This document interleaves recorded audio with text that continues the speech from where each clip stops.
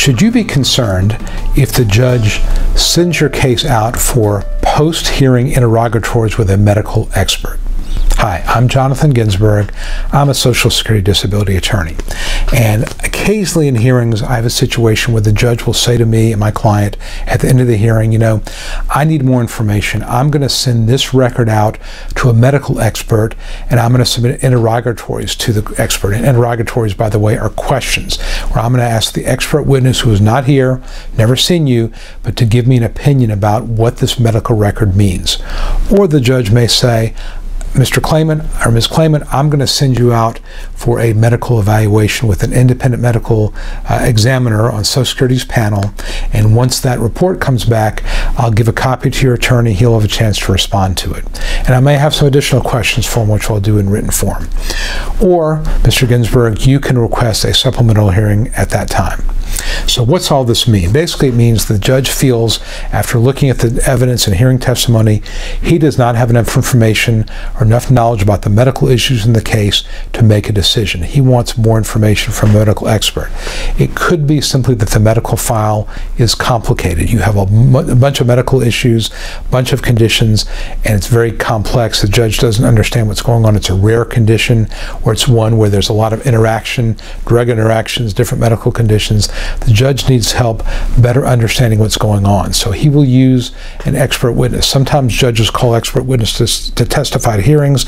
They don't do it a lot of times. That's probably a money-saving issue. But the bottom line is that the judge will use a medical expert when he feels that there needs to be more evidence in the file. And the post-hearing interrogatories, or if it's a report that comes back, and again, I've not had a chance to directly examine the judge, I will have an opportunity, if I want to request a supplemental hearing. The judge will actually hold another hearing where I can cross-examine the witness, or I can submit a post-hearing brief or comments to the statements in the post-hearing documentation, the post-hearing exhibits. And usually I'll do that, because if it's in my favor, I'll try to reinforce that this post-hearing document is helpful to me. If it's not in my favor, I'll try to distinguish the positive evidence from that one, or if it doesn't say anything, which sometimes it doesn't, because a lot of the medical doctors they use on the panel don't have any idea what Social Security is all about, and they don't understand the disability process, I'll simply say, Judge, I appreciate the opportunity to review this, but this report said nothing. You shouldn't give it any weight at all. And sometimes the judge will send you out for yet another evaluation. But the bottom line is we want to respond to it. So that's what's happening. The important thing to remember is it's not good or bad. It's not a favorable or unfavorable thing when that happens. It simply means the judge needs more information. It's another chance for me, frankly, to argue my theory of the case in writing. That's usually a good thing. And I don't have any problem at all with the judge who wants to get more information to make the right type of decision in your case. So that's what you need to know about post-hearing medical evaluations or post-hearing interrogatories and reports.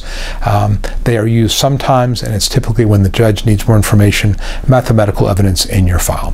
So I hope you found this helpful. If you did, please give it a thumbs up on YouTube, like it on Facebook, subscribe to my YouTube channel and our Facebook page, and if you've not already done so, go to ssdanswers.com and grab a copy of my free Secrets to Winning Disability Survival Kit.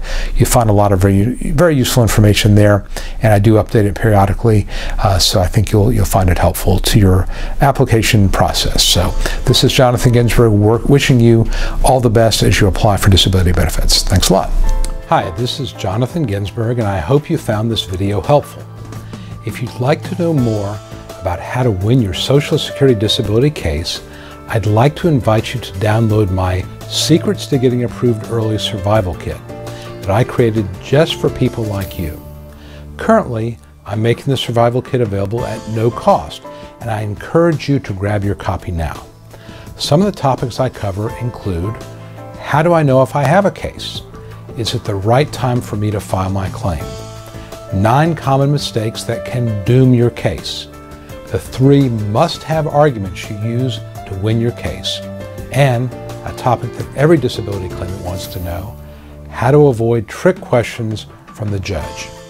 If you or a loved one need to win Social Security disability benefits, you'll find the Survival Kit essential reading.